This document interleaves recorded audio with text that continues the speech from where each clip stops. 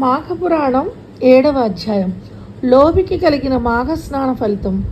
వశిష్ఠ మహర్షి పార్వతితో పరమేశ్వరుడు చెప్పిన పిసినారి వృత్తాంతమును దిలీపుడు ఇట్లు తెలియజేసెను.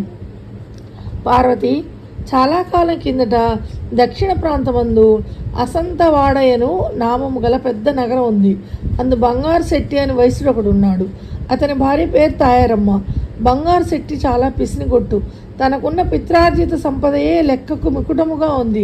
కానీ అతడు ఇంకనూ ధనాశ కలవాడై తన వద్ద ఉన్న ధనమును వడ్డీలకు ఇచ్చి మరింత సంపన్నుడయ్యను.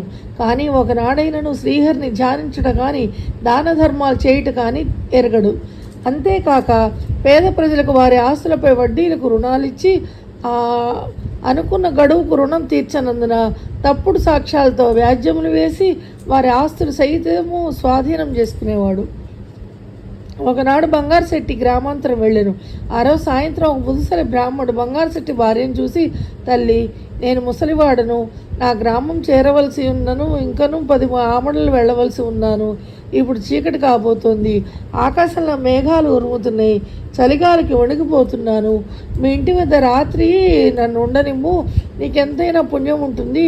నేను సద్బ్రాహ్మణుడను, సదాచార వ్రతుడను, ప్రాతకాలంలో మాఘస్నానం చేసి వెళ్ళిపోతాను అని బ్రతిమలాడాడు. తాయారమ్మకు జాలి కలిగింది. వెంటనే ఆ అరుగు మూల శుభ్రం చేసి అందొక తుంగచాప వేసి కప్పుకోవడానికి వస్త్రం ఇచ్చి పడుకోనమని చెప్పింది. ఆమె దయార్ద్ర హృదయమునకు ఆ వృద్ధ బ్రాహ్మణుడు సంతసించి విశ్రాంతి తీసుకొని చుండగా తాయారమ్మ ఒక ఫలమునిచ్చి దాన్ని భుజింపమని చెప్పి, ఆర్య, మాఘస్నానం చేసి వెళ్ళేదనని అన్నారు కదా, ఆ మాఘస్నానం ఏమి సెలవివ్వండి, వినుట కుతూహలంగా ఉంది అని అడిగింది. అప్పుడు ఆ వృద్ధ బ్రాహ్మణుడు దుప్పటి కప్పుకొని, అమ్మ, మాఘమాసం గురించి చెప్పుట నా శక్యము కాదు.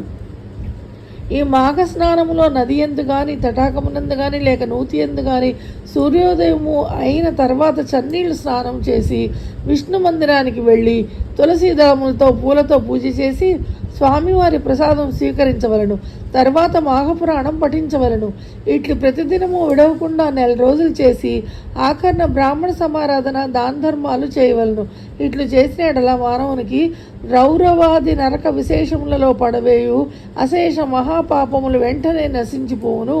ఒకవేళ ఈ 1 రోజులు చేయలేని వారు, వృద్ధులు, రోగులు ఒక్కరోజైనా సరే ఏకాశి నాడు కానీ, ద్వాదశి నాడు కానీ, లేక పౌర్ణమి నాడు కానీ పై ప్రకారం చేసినచో సకల పాపములు తొలగి సిరి సంపదలు, పుత్ర సంతానము కలుగును.